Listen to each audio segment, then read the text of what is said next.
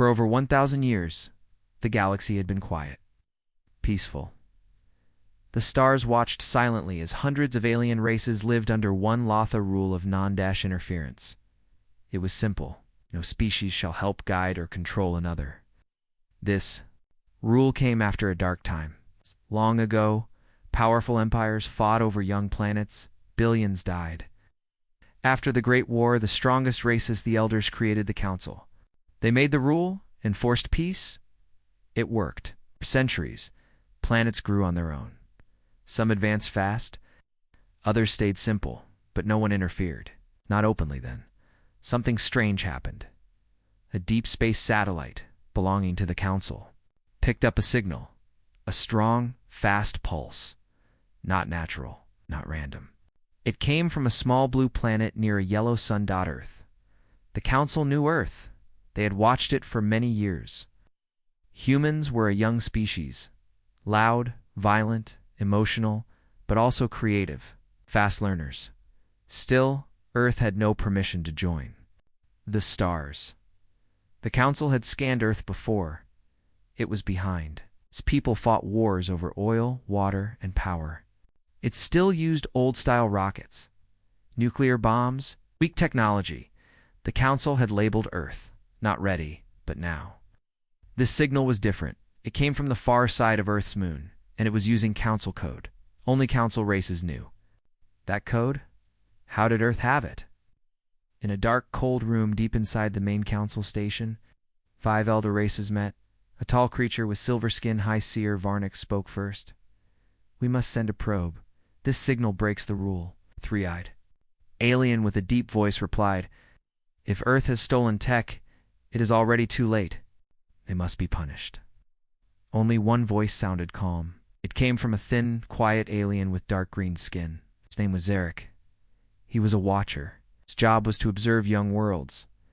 "I have studied Earth for 70 years, he said. "But they are not fools. They are not ready for war. But they are not weak. If they have broken the rule, they did not do it by mistake." The room went silent. Finally, the Council voted. A probe would be sent to Earth's moon. It would scan, record, and report back. 3 days later, the probe reached Earth's orbit. It was small, invisible to human eyes, and powered by silent engines. It moved carefully toward the moon's far side. Then stopped. They're hidden under a layer of rock and metal. ... It was a structure. Big, warm, active. It was not made with human materials. The walls had Council markings. The shape was wrong. Alien. But someone had added human tech too. The probe moved closer, sent images back to the Council. But before it could finish, the screen turned black. Destroyed panic spread in the Council. "How? Did they find it?" someone shouted. "They just destroyed a Council probe. That's an act of war. Earth is a primitive planet. They shouldn't even see that probe, let alone stop it." High Seer Varnick's voice shook with anger. "They broke the rule. Earth must be silenced." Oh, but Zarek stood again. "No. Let me go to Earth. Alone. Quietly, I will speak to them. We must know the truth before war." The Council argued for hours. At last they agreed. Zarek would go. He would speak to Earth. He would ask how they got the tech. If they refused to answer, the Council would act. As Zarek's ship flew toward Earth, he watched videos from old human broadcasts. Explosions, wars, cities falling, people rising. But he also saw art, music, science, hope. "How did you grow so fast?" he whispered. "What are you hiding on your moon?" His ship entered Earth's orbit, silent as a shadow. But before he could land, Earth spotted him in a hidden military base. Deep in a mountain, alarms went off. "Unknown ship detected. Fast-moving alien signature. Prepare defense grid." General Laura Knight stood over the radar screen. She narrowed her eyes. "Don't shoot," she said. "Let it land." The team stared at her in shock. "But ma'am, it's alien." "I know," she said. "And we've been waiting for them." Zarek's ship landed quietly in a forest at night. Stepped outside, his long coat brushing the leaves. He expected fear, expected guns. but instead he heard a calm voice. "Welcome to Earth," said a woman. "We've been watching too." Before he could answer, a sharp pain hit his neck. Zarek fell. Darkness. Zarek woke up in a dark room. His head hurt. His arms were tied. The air was heavy. He was not inside his ship anymore. Bright lights turned on. A mirror in front of him showed his own reflection. Behind the mirror, he could feel eyes watching him. He had studied humans for 70 years. But now he was their prisoner. Then the door opened. A woman in a clean gray uniform walked in. She looked calm, confident, not afraid of the alien in front of her. "I'm Dr. Maria Chen," she said. "We know who you are, Zarek. We've been waiting." Zarek stared at her. "How do you know my name?" She smiled. "You're not the only one who's been watching." 3 days earlier, the moon inside, a secret base on the moon's dark side. A team of scientists worked around the clock. The base was hidden under rock and metal. No human satellite could see it. Only one door led inside. That door was sealed. The base was called Project Gatebreaker, 10 years ago. Human ship had found a strange piece of metal floating in deep space. It wasn't human. It carried a broken AI and ancient data. They brought it home. Quietly. Single device changed everything. It gave Earth access to faster computing, its new energy, and strange symbols that matched alien languages. Slowly, Earth learned to use them, to copy them, to build from them. Now, Project Gatebreaker was no longer just a research lab. It had become a weapon factory. But Earth didn't want war. Not yet. They knew the Council would come one day, so they prepared. They learned to read Council code. They learned how to hide from alien sensors, and they learned how to spot alien ships like Zarek's back in the Earth facility. Zarek sat quietly as Dr. Chen showed him images on a screen. "This is the device we found," she said. "We didn't build it, but we studied it, and we learned." Zarek leaned forward. "You used forbidden tech that breaks the galactic rule." Nodded. "Yes, we broke the rule, because the rule was never made for us. It was made to keep us small." Zarek narrowed his eyes. "You think the Council fears your strength?" "No," she said. "They fear our speed. We learn faster than anyone you've seen." She stood and walked to the window. Below, giant machines moved across the desert, testing gravity drives and power weapons. "Your Council says no interference," she said. "But they interfere by watching, by deciding who's ready. They look down from the stars and call us children." Zarek's voice grew cold. "So you want revenge?" "No," she said. "We want a seat at the table. But if they won't let us in..." She turned and looked him straight in the eyes. "We'll break the door."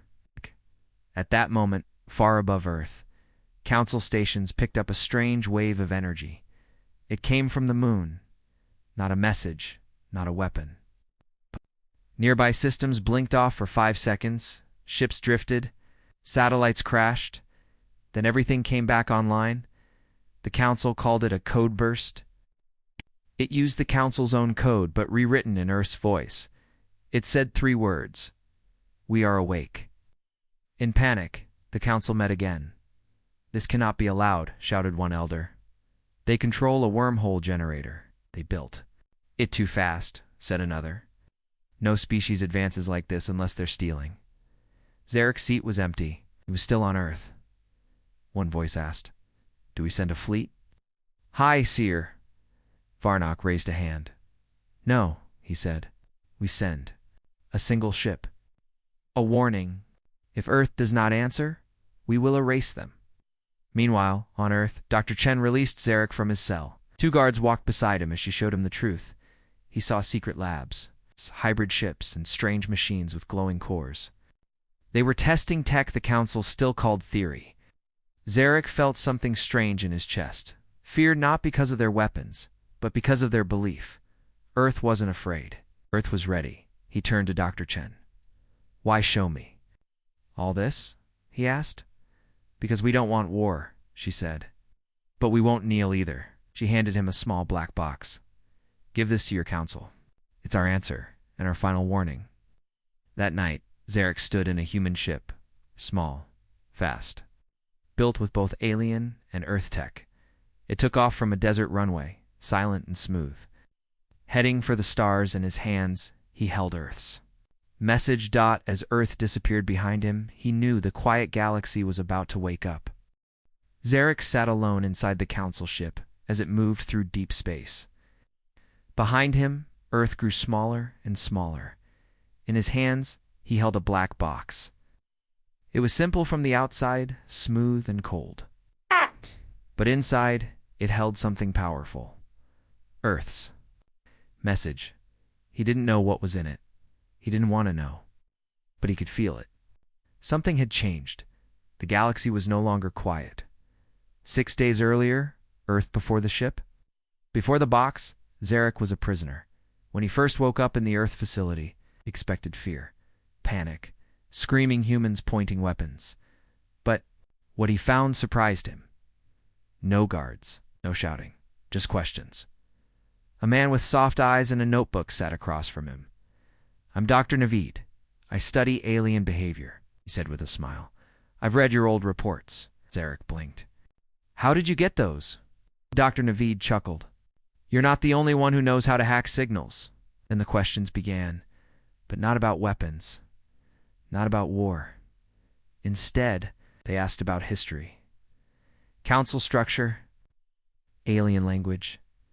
Zarek didn't speak. He waited. Soon the questions changed. What do the elders fear most? What would happen if Earth built its own wormhole?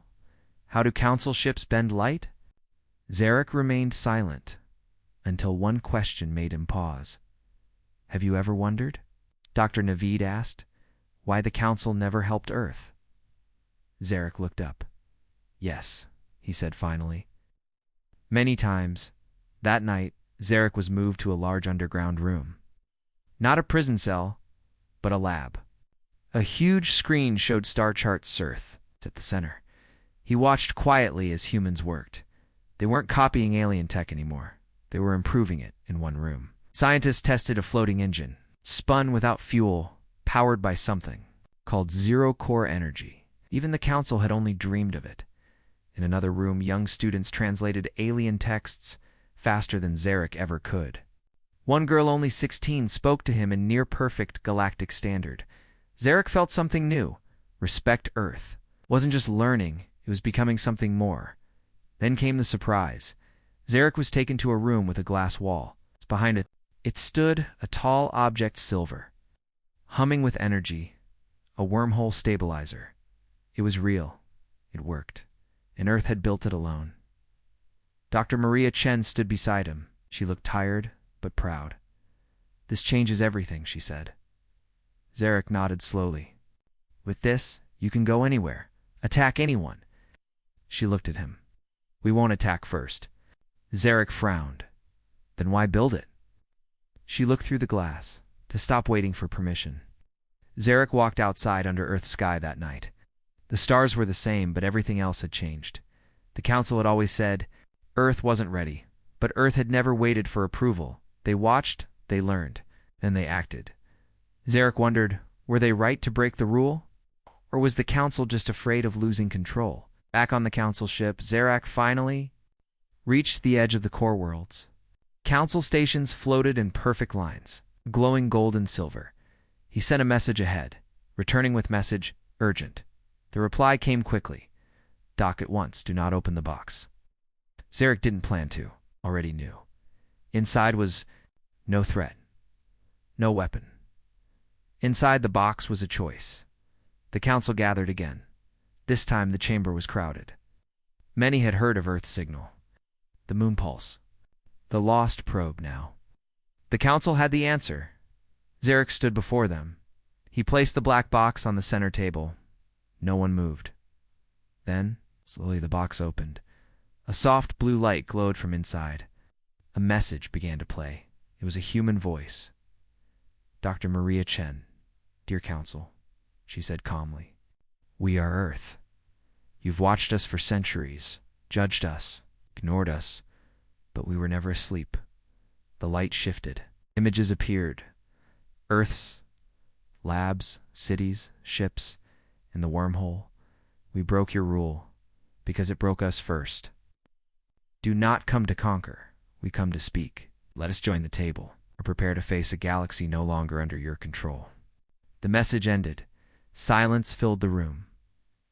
Some council members were shocked, some were angry. One stood. High Seer Varnock, they speak of peace, he said, but show weapons. Ada Crow stepped forward. No, he said, they show what we refuse to see. Ada Earth is not behind. The room erupted in shouts, but deep inside, many were thinking the same thing. Earth was no longer just a planet, it was a force. The Council's decision came quickly. They would send one ship. Not a warship, but not a small one either. Peace. Enforcer. Its job was to deliver a warning. If Earth refused to stand down, the ship would show power. A light show. Scare tactic. But Earth didn't scare easily. 3 days later, Earth orbit the Peace Enforcer arrived. It was massive, over 700 meters long. Its black hull shimmered with energy shields. Weapons were hidden, but everyone knew they were there. From the surface, people around the world saw it appear in the sky like a new star. Some panicked, some cheered, but the ones in charge were ready. In a military control room under the Swiss Alps, General Laura Knight stood before a large digital map. The Council is here, said an officer. Let them speak first, she said. Let them pretend they still have control. A message came, down from orbit. Cold and formal. This is the Galactic Council vessel. Silent watch. You are in violation of Rule 1. You will shut down all off-world operations. You will return all alien tech. You have 24 Earth hours. Earth didn't reply. Not yet. On the moon inside, Project Gatebreaker, engineers worked quickly, wormhole generators stable, energy levels rising. In the center of the room, a strange platform glowed blue. Round it stood 5 human-made ships. Small, fast, built from a mix of alien designs and human upgrades. This was Earth's secret fleet. They weren't ready for full war, but they were ready to send a message.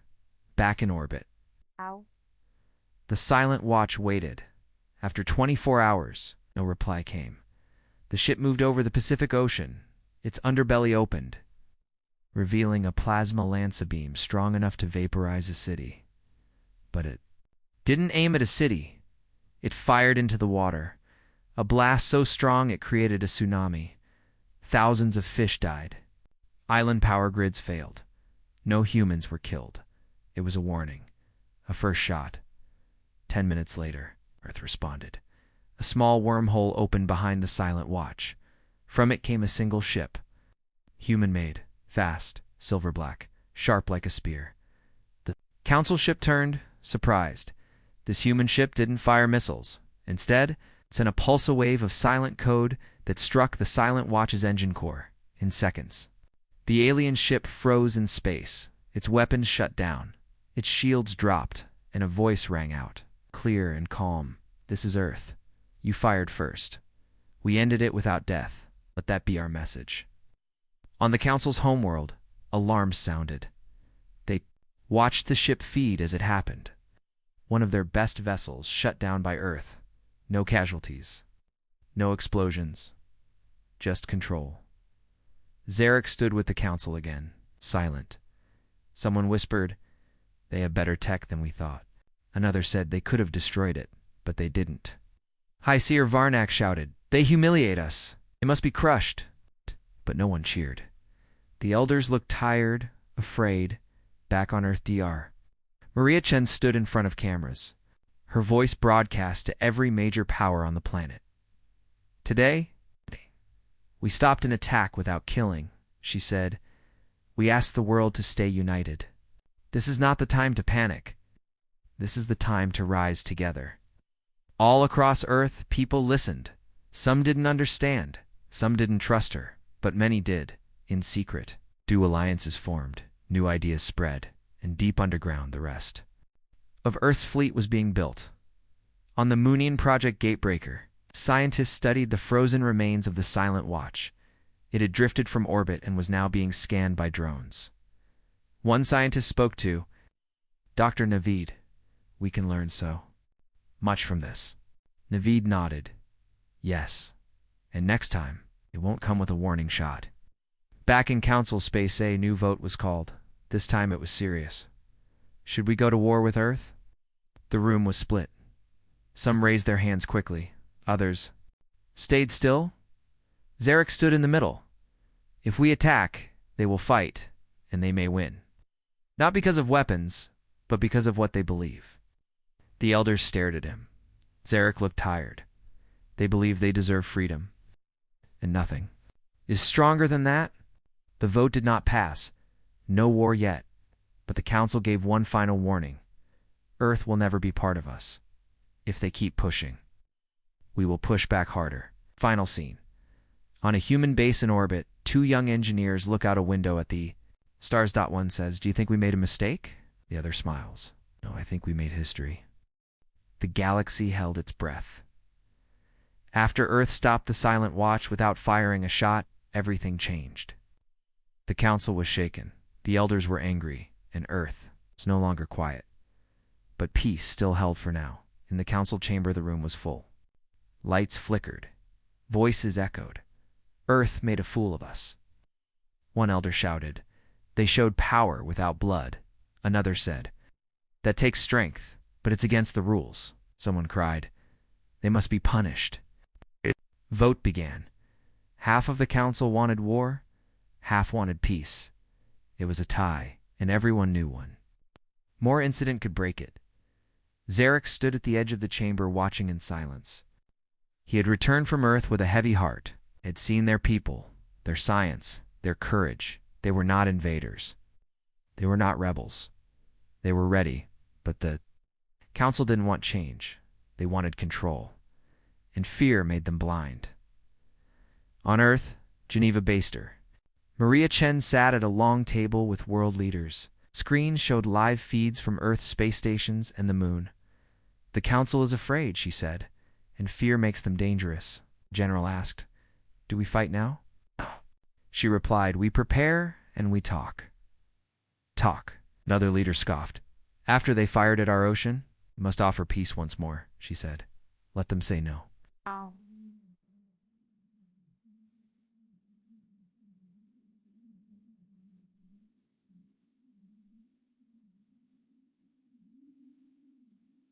2 days later, the peace offer sent a small ship to the council. Inside was Dr. Chen and an armed escort. She carried no weapon, only a crystal cube containing Earth's proposal. A new council, one with Earth at the table. One that ends the no-interference rule, and that helps young species rise. Some council members laughed, others whispered, but one voice spoke loudly, "Hi, Seer Varnak." He stepped forward and pointed at Dr. Chen. "You do not belong here. You come with demands, not respect." Dr. Chen calmly replied, "We came with a hand open. What you do next will decide the future of this galaxy." The room went quiet. Back on Earth, Mars colony, while the talks were happening, Earth's colony on Mars worked day and night. 3,000 people lived there, now scientists, workers, engineers. They built farming domes, new labs, and training grounds. They believed they were safe. They were wrong. That night, the attack at 3:17 a.m., Earth time, the sky over Mars turned white. 5 council ships, acting without permission, dropped from hyperspace. They fired plasma beams into the colony. Explosions rocked the red. Soil, buildings collapsed, people screamed within minutes. Half the colony was gone. The council ships vanished. No warning, no mercy. Earth's response back on Earth. Alarms screamed. The images from Mars. This reached every screen on the planet. Fires, smoke, floating bodies in zero-gravity corridors. The council claimed rogue actors, but Earth didn't believe it. Neither did Dr. Chen. She stared at the video in silence. Then she stood. "Send the message," she said. The message it played across all channels council space. Neutral zones, outer colonies, Dr. Tor. Chin's voice was cold and steady. You attacked civilians, children, scientists. You came with peace. You answered with fire. You broke your own rule.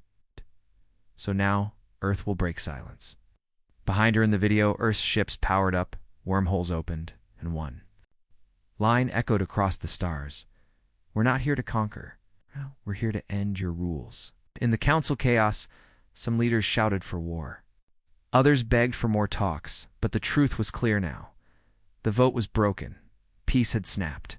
Zarush walked alone through the halls of the council station. He had warned them. He had told them Earth was strong, but they didn't listen now. The galaxy would pay the price. Still, a question burned in his mind. Could Earth lead better than the council? On Earth night, in a quiet room, Dr. Chen looked at a photo of the Mars colony before the attack. Smiling faces, hopeful eyes. She closed her own eyes and whispered, "No more waiting." Final scene. On the edge of the galaxy, hundreds of ships powered by both alien and human tech gathered. Some flew Earth flags. Others flew new ones. They were not from Earth.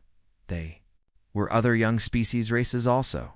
Held back by the Council, Earth had inspired them. They didn't want war. They wanted freedom. But freedom would not come peacefully. Now, the galaxy was changing. Earth had spoken. Loud and clear. No more silence. No. More rules. Now, the Council had to choose. Accept Earth as an equal, or crush it before others followed. But some were tired of waiting, and someone, deep inside the Council, had already made a deadly choice. In Council space, the shadow meeting in a dark chamber, far from the main Council floor. 7 figures met in secret. They were all elders, old, powerful, and afraid. One of them whispered, "Earth has made us look weak." Another said, "If more young species join them, the Council will fall." Then the oldest among them leaned forward. "Forget votes. Forget warnings. Ain't. We end Earth." Now, he pressed a code into a console. A message was sent. One word. Strike. Meanwhile, on Earth DR, Maria Chen was in a meeting with the Global Alliance. Leaders from every continent sat around her. Maps and data showed the damage on Mars. People still missing, still dying. "Earth will respond," said General Knight. "The only question is, when?" But Dr. Chen held up her hand. "Wait, we still have allies inside the Council. Let them speak first." One leader frowned. "And if they lie again?" Dr. Chen's voice was calm but cold. "Then we answer with fire." In Council chambers, Zarek's warnings Rokad. Seen enough, he stood before the full Council and shouted across the room. "You promised peace. You signed the rule. But someone broke it." The elders looked away. No one admitted the Mars attack, but Zarek could feel it. They knew, and they said nothing. That night, betrayal while the Council debated. 5 cloaked ships left Council space. Silent, invisible. They were heading not for Earth, but for something more dangerous. Project Gatebreaker, Earth's secret moon base. If the base was destroyed, Earth's wormhole tech would be lost. The Council could win without a full war. That was the plan. But Earth was ready. On the moon, the trap inside Gatebreaker. Alarms began to flash. Unidentified ships entering Darkside Zone. Cloaked. General Laura Knight was already there. She smiled. Them come. Earth had been watching the Council too. They knew an attack would come. They just didn't know when. Now, it had a chance to answer. The 5 alien ships came in fast, quiet, cold. But as they entered the base's shadow, Earth's defense, grid-activated towers rose from under the surface. Drones flew in from orbit, and hidden ships. Uncloaked all, armed with weapons Earth had never shown before, alien-human fusion tech. In less than 5 minutes. All 5 Council ships were gone. No survivors, no mercy. Earth's message to the galaxy hours later. A video played across the stars. Dr. Chen stood before the wreckage of the moon battle. Behind her, pieces of Council ships floated in the air. We offered peace, she said. They offered betrayal. No more warnings. No more games. Her eyes burned with fury. To the council, if one more drop of blood is spilled, Earth will not come alone. She raised her hand, one by one. New flags appeared on the screen, flags of other young species who had now joined Earth. They were small planets, weak worlds, forgotten colonies, but now they were united in council space. Panic, the message, caused chaos. Dozens of small planets sent signals to Earth.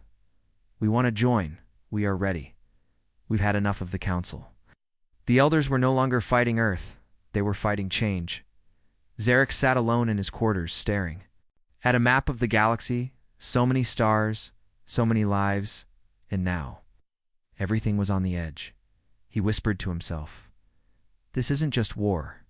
This is revolution." Final scene, far beyond council space, in a secret asteroid base. A group of rebels cheered as Earth's message played. One of them an alien with red skin, and one eye stood and raised his arm. "Earth showed us the way," he said. "Now it's our turn."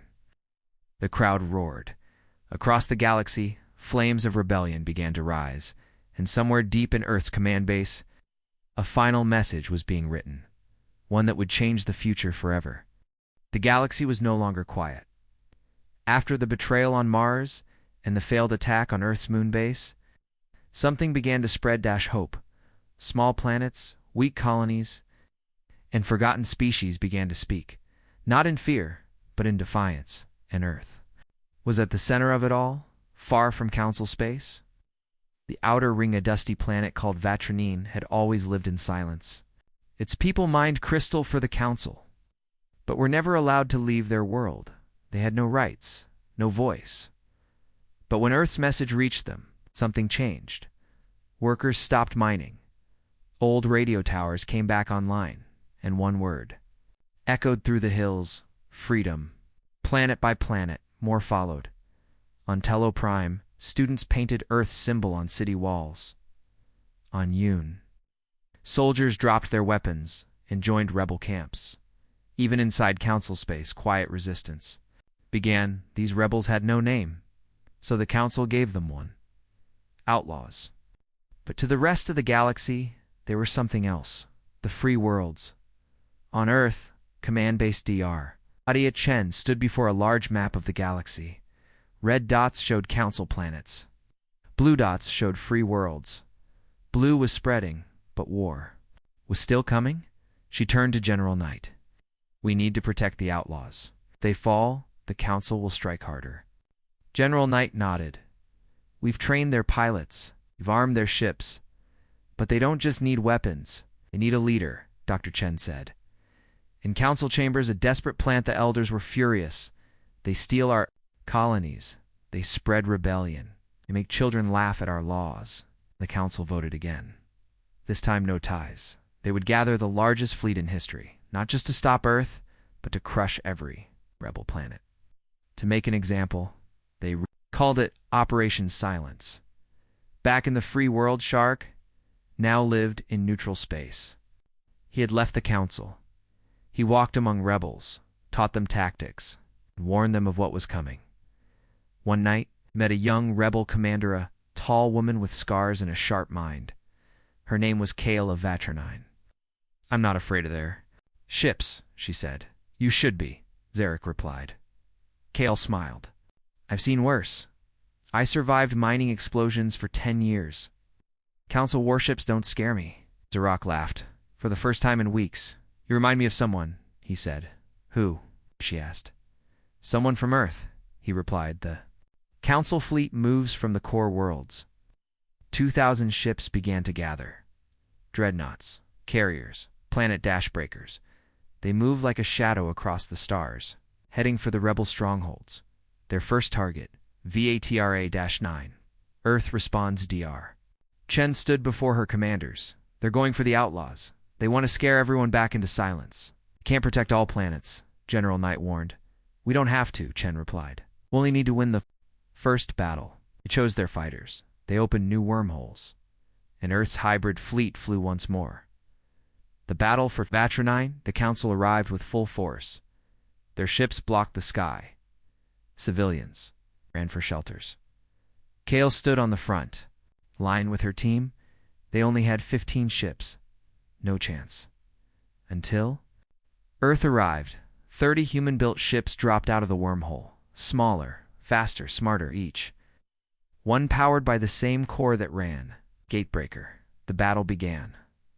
Lasers lit the sky. Explosions rocked the surface. Council ships moved in formation, but Earth's fleet danced like birds, dodging and striking from all angles.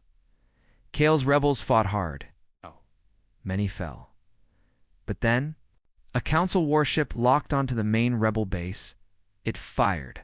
A direct hit was coming, but right before Impacta, human cruiser crashed into the beam, sacrificing itself. The base was saved. Victory after 6 hours, the Council pulled back. Earth didn't destroy them, but they beat them. For the first time in history, the Council lost a battle to primitive races. The news spread fast. Vatranine was free. Kale became a hero, and Earth became something greater. Not just a planet, but a symbol, and a secret message to all outlaw worlds. Dr. Chen said, "We will not lead you. We will stand with you. We don't want to be rulers. We want to end rulers." The free worlds are rising, and this time, no one fights alone. Final scene, in the ruins of the old rebel base. Kale found the Earth pilot, who saved him, his body pulled from the wreckage. She placed a medal on his chest and whispered, "Your world gave us hope. We'll carry it forward." As she looked to the stars, hundreds of small ships flew past overhead. Outlaws from other planets coming to join the fight. The free galaxy had begun. The galaxy was at war. But it didn't look like wars from before. It was not empire versus empire. It was not rich versus poor. It was something new. Old rulers versus the rising future, and Earth had lit the fire. Across the stars, rebel flags flew over cities once controlled by the Council. Outlaw fleets moved through space, helping each other, protecting each other. Small planets found new strength. Old voices grew quiet, and the Council. They were breaking Council chambers, chaos inside the once powerful halls of the Galactic Council. Arguments turned to shouting. "We can't stop Earth. The outlaws are growing too fast. Our fleets are losing control." "High Seer," Varnak slammed his hand on the table. "We still hold power. We'll burn every rebel world until they beg for mercy." But fewer members agreed with him now. Some left quietly. Some sent secret messages. To Earth. On Earth. Final plans. Dar. Maria. Chen stood in the command center behind her. A massive screen showed the free worlds. Over 100 planets now flew, the symbol of Unitia, broken chains surrounded by stars. "They're scared," General Knight said. "The Council is weak." Dr. Chen nodded. "That's why they'll strike big. One last time. We need to finish." This Knight said. "We will," she replied. She turned to the screen. "I have a different plan. The Plan Earth and the free worlds would not attack the Council directly. Instead, it would go to the heart of power, the ancient planet of Zeraxis, the place where the galactic law was written. ZOR Axis was neutral, sacred, untouched for thousands of years. If Earth could speak there, if they could change the law, the galaxy would listen or burn. The final journey's rock returned to Earth one last time. He met with Dr. Chen on a quiet hill, far from the city lights. "I was part of the Council for 200 years, he said, "but I never saw leaders like you." "We're not better," she said. "We just stopped asking for permission." Zarek smiled. "That's why you'll win." 1 week later, Zerax's largest gathering in galactic history began. Not a battle. A meeting. Thousands came. Council members, rebels, neutral races, and leaders from forgotten worlds. In the center of the great stone hall stood a new podium. Dr. Maria Chen walked to it, dressed not in armor but in plain gray, the color of unity. She looked around, so many eyes, so many hopes. Then she spoke. The speech that has changed the galaxy. We are not here to rule. We are here to end fear. For too long, a few chose what others could become. They called it peace, but it was control. We offer a new law. She raised a simple stone tablet carved with just 6 words: help all, rise, block none, share freely. The crowd went silent. She placed the tablet on the old law stone, breaking the original rule of non-interference. Gasps filled the room. Council guards reached for their weapons, but thousands stood up. Council. Members. Rebels. Citizens. Even. ZHAR. Okay. They raised their hands in peace. The guards stepped back. No one fired. And the law changed. After Matha, old council fell within days. Some elders were arrested. Others disappeared. Zarek was chosen to lead the new Galactic Assembly, a council of all species, not just the old powers. Earth didn't take over. Instead, it helped rebuild, taught others, listened, and left each world to rise in its own way. Years later, a new galaxy, children on different planets now learn the same story: how a small blue world broke the silence, how it stood when no one else would, and how it didn't come to rule but to wake the galaxy. Final scene: Dr. Chen sat on her porch, gray in her hair, a mug of tea in her hands. A young girl ran up with a tablet. Look, she said. A new world joined the assembly today. Dr. Chen smiled. That makes 312, she said softly. The girl nodded. Do you think they'll follow the new law? Dr. Chen looked to the sky. I don't know, she said, but I believe they'll try. The end.